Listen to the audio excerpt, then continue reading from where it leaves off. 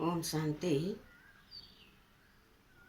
13 मई 2024 प्रातः मुरली। ओम शांति। बाप दादा मधुबन। मीठे बच्चे, आत्माभिमानी बनो। मैं आत्मा हूँ, शरीर नहीं। यह है पहला पाठ। यही पाठ सबको अच्छी तरह पढ़ाओ।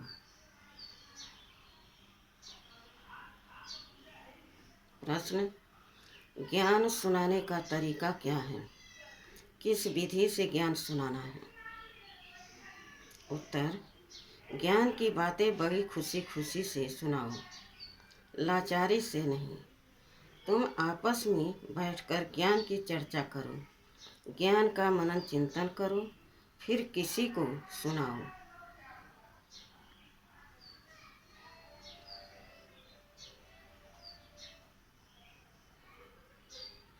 अपने को आत्मा समझकर फिर आत्मा को सुनाएंगे तो सुनने वाले को भी खुशी होगी। ओम शांति। बाप कहते हैं, आत्म अभिमानी व देही अभिमानी हो बैठो, क्योंकि आत्मा में ही अच्छे व बुरे संस्कार भरे जाते हैं। सबका असर आत्मा पर होता है। आत्मा को ही पतित कहा जाता है। पतित आत्मा कहा जाता है तो जरूर जीव आत्मा ही होगी। आत्मा शरीर के साथ ही होगी। पहली पहली बात कहते हैं, आत्मा होकर बैठो।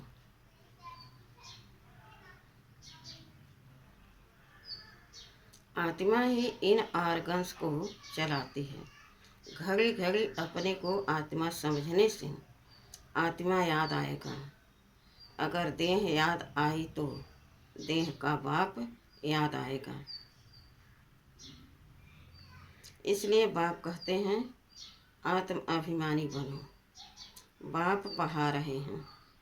यह है पहला पाठ। तुम आत्मा अविनाशी हो, शरीर विनाशी है। हम आत्मा हैं, यह पहला शब्द याद नहीं करेंगे तो कच्चे पड़ जाएंगे।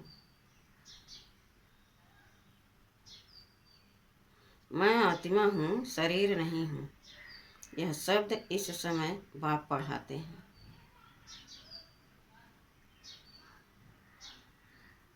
आगे कोई भी पढ़ाते नहीं थे। बाप आए ही हैं आत्म अभिमानी बनाकर ज्ञान देने लिए। पहला ज्ञान देते हैं, हे आत्मा तुम पतित हो, क्योंकि यह है ही पुरानी दुनिया। प्रदर्शनी में भी तुम बच्चे बहुतों को समझाते हो। प्रश्न उत्तर करते हैं तो जब दिन के समय रेस्ट मिलती है उस समय आपस में मिलना चाहिए, समाचार पूछना चाहिए। किसने क्या क्या प्रश्न पूछे, हमने क्या समझाया, फिर उनको समझाना है। फिर उस पर ऐसे नहीं ऐसे समझाना चाहिए। समझाने की युक्ति सबकी एक नहीं होती।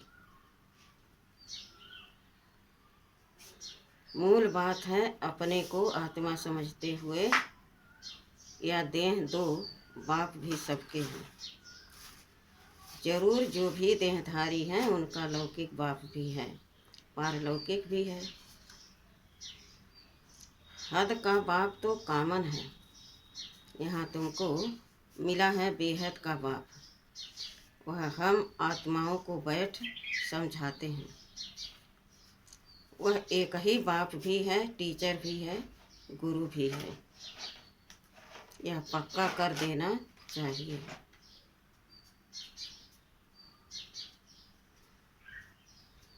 जब तुम किसको समझाते हो, जो जो तुमसे प्रश्न पूछते हैं उस पर आपस में बैठना चाहिए। जो होशियार हैं उनको भी बैठना चाहिए। तुमको टाइम मिलता है दिन के समय। ऐसा नहीं कि भोजन खाते हैं इसलिए नींद का नशा आए। जो बहुत खाना खाते हैं उनको नींद का आलस आता है। दिन में क्लास करना चाहिए।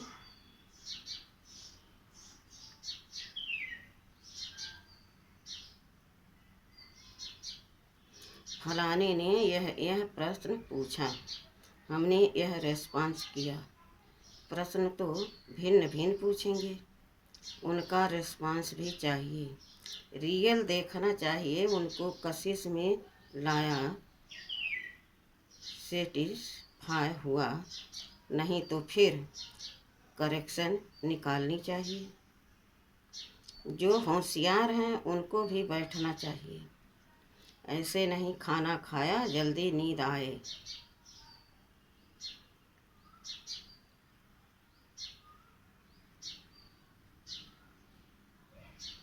देवताएं खाना बहुत थोड़ा खाते हैं, क्योंकि खुशी है ना, इसलिए कहा जाता है खुशी जैसी खुराक नहीं। तुम बच्चों को अथाह खुशी होनी चाहिए। ब्राह्मण बनने में बड़ी खुशी है। ब्राह्मण बनते ही तब हैं जब उनको खुशी मिलती है। देवताओं को खुशी है ना, क्योंकि उन्हों के पास धन महल आदि सब कुछ है, तो उन्हों के लिए खुशी ही काफ़ी है। खुशी में खाना भी बहुत थोड़ा सूक्ष्म खाएंगे। यह भी एक कायदा है, जास्ती खाने वाले को जास्ती नींद आएगी। जिसको नींद का नशा होगा वह किसको समझा भी नहीं सकेंगे। जैसे लाचार यह ज्ञान की बातें तो बड़ी खुशी से सुनानी चाहिए, समझाने में भी सहज होगा। मूल बात है बाप का परिचय देना। ब्रह्मा को तो कोई जानते नहीं। प्रजापिता ब्रह्मा है, ढेर की ढेर प्रजा है। यह प्रजापिता ब्रह्मा कैसे होगा, इस पर बहुत अच्छी रीति समझाना है। बाप ने समझाया है, इनके बहुत जन्मों के अंत के भी अंत में वानप्रस्थ अवस्था में मैं प्रवेश करता हूँ, नहीं तो रथ कहाँ से आए। रथ गाया हुआ ही शिव बाबा के लिए है। रथ में कैसे आते हैं, उसमें मूझते हैं। रथ तो जरूर चाहिए। श्री कृष्ण तो हो न सके तो जरूर ब्रह्मा द्वारा समझाएंगे।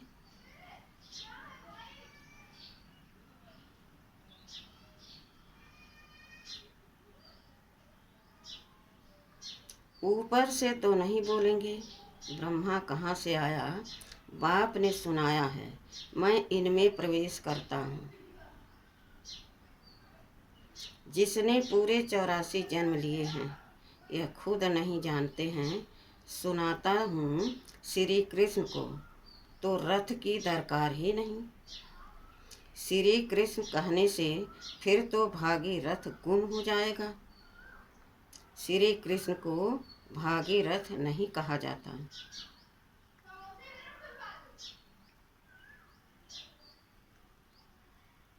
उनका तो पहला जन्म है प्रिंस का, तो बच्चों को अंदर में विचार सागर मंथन करना चाहिए। यह तो बच्चे जानते हैं, वह बातें तो नहीं है जो शास्त्रों में लिख दी है।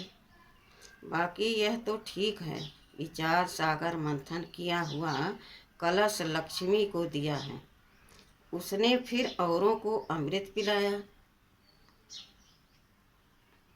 तब स्वर्ग के गेट खुले।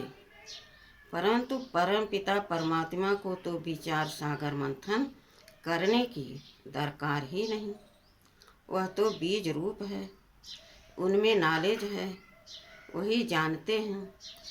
तुम भी जानते थे, अभी यह अच्छी रीति समझाना जरूर है। समझने बिगर देवता पद कैसे पाएंगे।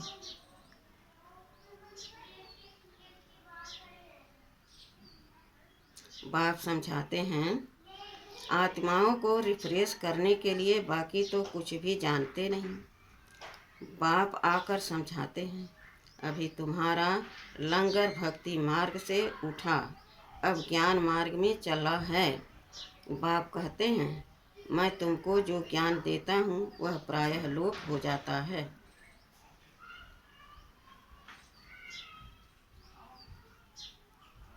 एक है निराकार, दूसरा है साकारी। बाप समझाया तो बहुत अच्छा जाता है, परंतु माया ऐसी है जो कशिश कर गंध में ले जाती है, पतित बन पड़ते हैं। बाप कहते हैं, बच्चे तुम काम चिता पर चढ़ एकदम कब्रिस्तान में आ गए हो, फिर यहाँ ही परिस्तान होगा। जरूर आधा कल्प परिस्तान चलता है, फिर आधा कल्प कब्रिस्तान चलता है। अभी सब कब्र दाखिल होने हैं, सीढ़ी पर भी अच्छी रीति समझा सकते हो। यह है ही पतित राज्य, इसका विनाश जरूर होना है। इस धरनी पर अभी कब्रिस्तान है, फिर यही धरनी चेंज हो जाएगी, अर्थात आयरन एजेड से गोल्डन एजेड दुनिया होगी।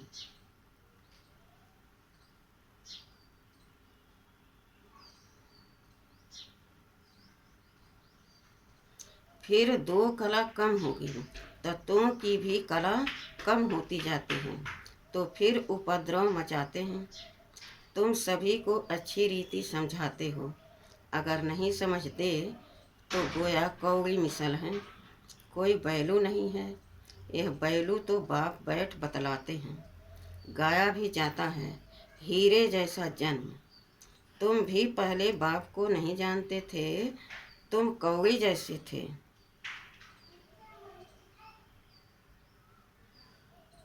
अभी बाप आकर हीरे जैसा बनाते हैं। बाप से ही हीरे जैसा जन्म मिलता है, फिर कौड़ी जैसे क्यों बन पड़ते हो?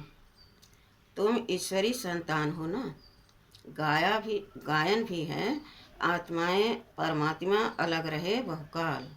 जब वहाँ शांति धाम में है तो उस मिलन में कोई फायदा नहीं होता, उस मिलन में कोई फायदा नहीं होता। वह तो सिर्फ पवित्रता व शांति का स्थान है। यहाँ तो तुम जीवात्माएं हो और परमात्मा बाप उनको अपना शरीर नहीं है। वह शरीर धारण कर तुम बच्चों को पढ़ाते हैं। तुम बाप को जानते हो और कहते हो बाबा। बाप कहेंगे ओ बेटे, लौकिक बाप भी कहेगा ना, हे बाल बच्चे आओ।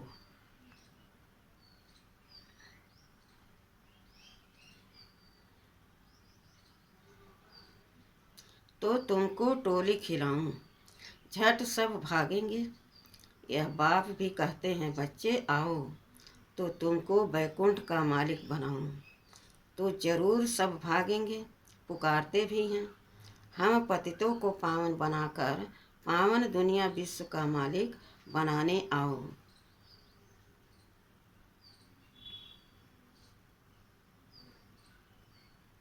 अब निश्चय है तो मानना चाहिए, बुलाया भी बच्चों ने है। हम आते भी बच्चों के लिए हैं, बच्चों को ही कहते हैं तुमने बुलाया है, अब मैं आया हूँ। पतित पावन भी बाप को ही कहते हैं ना।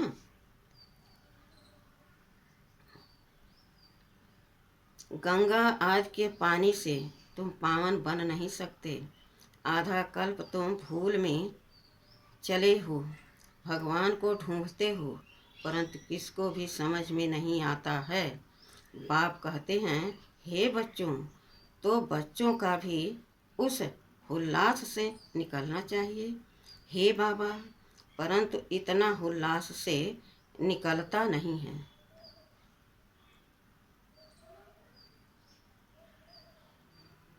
इसको देह अभिमान कहा जाता है, न कि देही अभिमानी।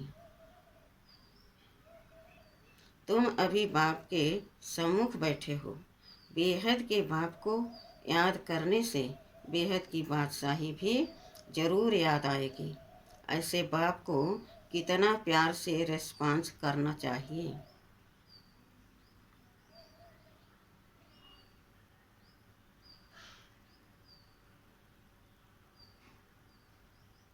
बाप तुम्हारे बुलाने से आया है।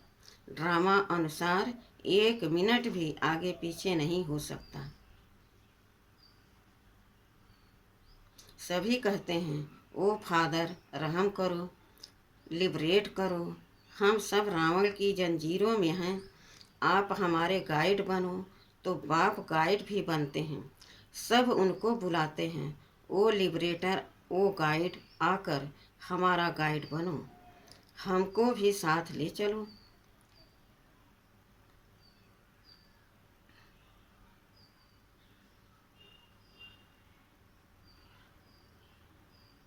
अभी तुम संगम पर खड़े हो, बाप सतयुग की स्थापना कर रहे हैं।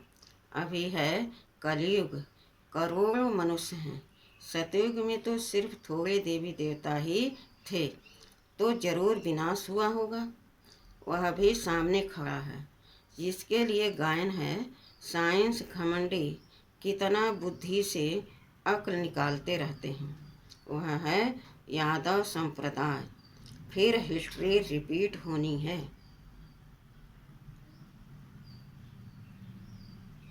अभी तो सतयुग की हिस्ट्री रिपीट होगी। तुम समझते हो हम नई दुनिया में ऊंच पद पाने का पुरुषार्थ कर रहे हैं, पवित्र जरूर बनना है। तुम समझाते हो इस पतित दुनिया का विनाश जरूर होना है। बच्चे आदि तो तुम्हारे जीते नहीं रहेंगे।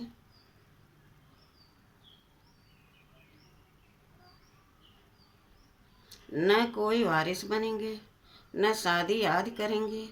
बहुत गई बाकी थोड़ी रही। थोड़ा समय है, उसका भी हिसाब है। आगे ऐसे नहीं कहते थे, अभी टाइम थोड़ा है। पहले वाले जो शरीर छोड़कर गए हुए हैं, नंबरवार पुरुषार्थ अनुसार जन्म लिया है।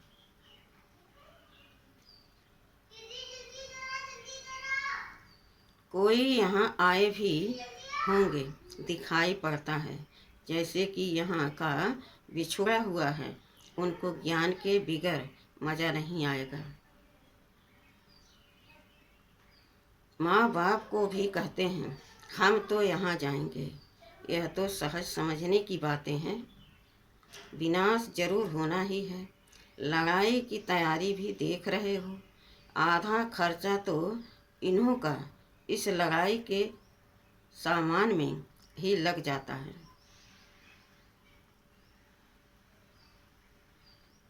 एरोप्लेन आदि कैसे बनाते हैं? कहते हैं घर बैठे भी सारे खलास हो जाएंगे। ऐसी ऐसी चीज़ें बनाते रहते हैं, क्योंकि हॉस्पिटल आदि तो रहेंगे नहीं। ड्रामा में यह भी जैसे बाप के इशारे मिलते हैं, वह भी ड्रामा में नूत है। समझते हैं ऐसा न हो जो बीमार पड़ जाएं। मरना तो सबको जरूर है। राम गयो रावण गयो। जो युग में रह आयु बढ़ाते होंगे उनकी जरूर बढ़ेगी। अपनी खुशी से शरीर छोड़ देंगे।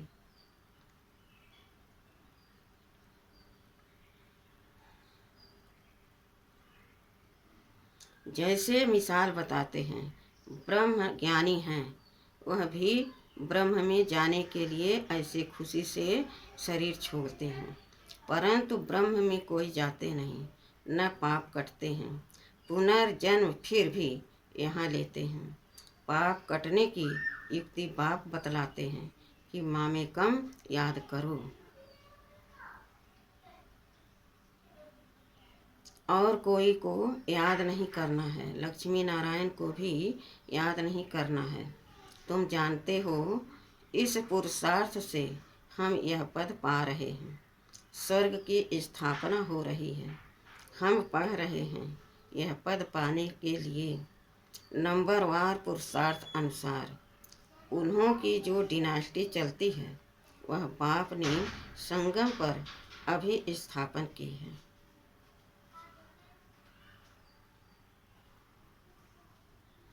तुम भाषण भी ऐसा करो जो एक्यूरेट किसी की भी बुद्धि में बैठ जाए।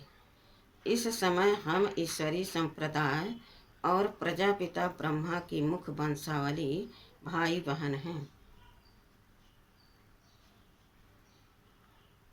हम आत्माएं सब भाई भाई हैं। ब्रह्मा कुमार कुमारियों की शादी होती नहीं। यह भी बाप समझाते हैं। कैसे गिर पड़ते हैं। काम अग्नि जलाती है परंतु डर रहता है। एक बार हम गिरा तो की कमाई चट हो जाएगी। काम से हारा तो पद भ्रष्ट हो जाएगा। कमाई कितनी बड़ी है।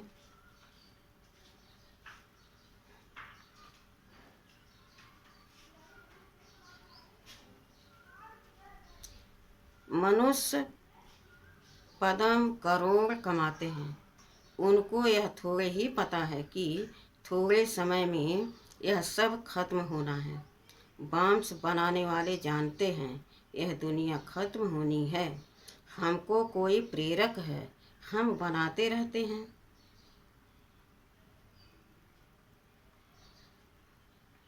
अच्छा, मीठे मीठे सिखिलदे बच्चों प्रति माता पिता बाप दादा का याद प्यार और गुड मॉर्निंग। रूहानी बाप के रूहानी बच्चों को नमस्ते। धारणा के लिए मुख्य सार। पहला, ज्ञान को अंदर घोंटना है अर्थात विचार सागर मंथन करना है। ज्ञान की आपस में रूह रिहान कर फिर दूसरों को समझाना है। चुस्ती सुस्ती व आलस को छोड़ देना है। दूसरा, देही अभिमानी बन बड़े उल्लास से बाप को याद करना है। सदा इसी नशे में रहना है कि हम बाप के पास आए हैं कौड़ी से हीरा बनने। हम हैं ईश्वरी संतान। वरदान, ज्ञान सूर्य ज्ञान चंद्रमा के साथ साथी बन रात को दिन बनाने वाले रूहानी ज्ञान सितारे भव। जैसे वह सितारे रात में प्रकट होते हैं ऐसे आप रूहानी ज्ञान सितारे चमकते हुए सितारे भी ब्रह्मा की रात में प्रकट होते हो। वह सितारे रात को दिन नहीं बनाते लेकिन आप ज्ञान सूर्य ज्ञान चंद्रमा के साथ साथी बन रात को दिन बनाते हो। वह आकाश के सितारे हैं, आप धरती के सितारे हो। वह प्रकृति की सत्ता हैं, आप परमात्म सितारे हो। जैसे प्रकृति के तारामंडल में अनेक प्रकार के सितारे चमकते हुए दिखाई देते हैं ऐसे आप परमात्म तारामंडल में चमकते हुए रूहानी सितारे हो। स्लोगन, सेवा का चांस मिलना अर्थात दुआओं से झोली भरना। ओम शांति।